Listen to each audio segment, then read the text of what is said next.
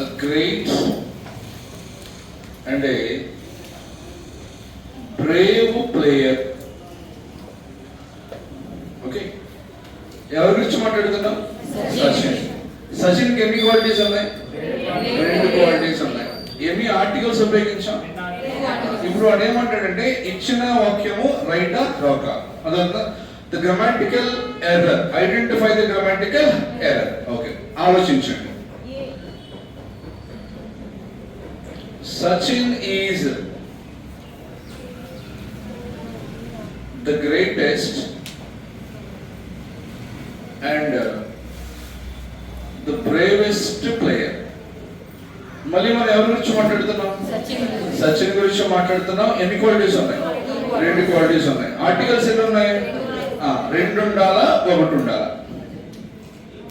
Last example, Sachin is a great and the bravest player. Okay, మళ్ళీ ఎవరి గురించి మాట్లాడడం?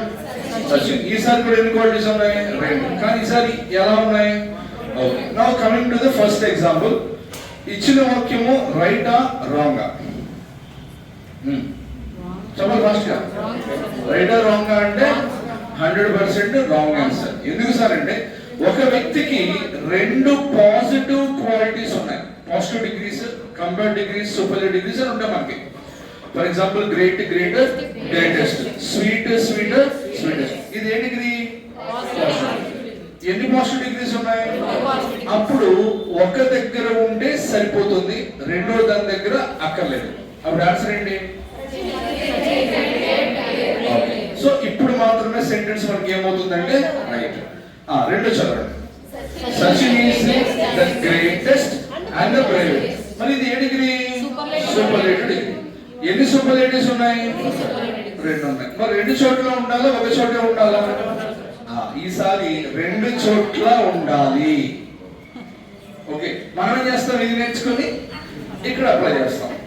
ఇప్పుడు కిందకి వచ్చేయండి. ఈసారి ఎన్ని క్వాలిటీస్ ఉన్నాయి? 2 ఉన్నాయి. ఏంటో 2? గ్రేట్ అన్నది ఏ క్వాలిటీ? Positive degree. బ్రేవెస్ట్ అన్నది ఏ డిగ్రీ? Superlative degree. ఓకేనా? మరి ఇప్పుడు రైటా రాంగా?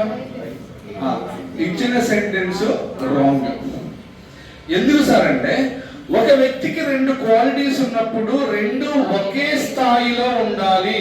అంటే ఉంటే పాజిటివ్ లో ఉండాలి, లేదా ఉంటే కంపారిటివ్ లో ఉండాలి, లేదా 2 సూపర్లేటివ్ లో ఉండాలి. అంతేగాని ఒకటి తక్కువ, ఒకటి ఎక్కువ ఉండకూడదు. అర్థమైందా మీకు? ఇప్పుడు దీన్ని కరెక్ట్ చేయాలంటే మన ముందు 2 ఆప్షన్స్ ఉన్నాయి. ఇలాగన్నా మార్చొచ్చు, ఇలాగన్నా మార్చొచ్చు. ఎలా మారిస్తే మార్పు వస్తుంది? ఏం చేస్తావు? 2 పాజిటివ్ చేసేస్తావా, 2 సూపర్లేటివ్ చేస్తావా? ఫాస్ట్ గా ఫాస్ట్ గా ఫాస్ట్ గా చెప్పాలి. ఫాస్ట్ గా 2.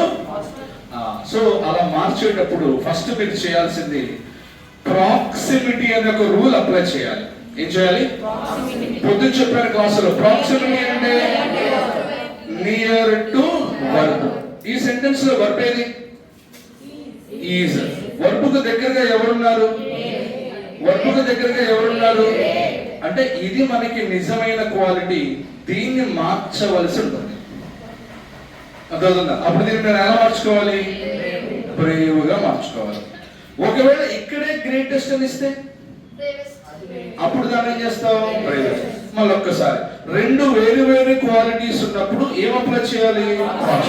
ప్రాక్సిమిటీ అంటే వర్బ్కు దగ్గరగా ఉన్నది నిజమైన క్వాలిటీగా పరిగణించాలి.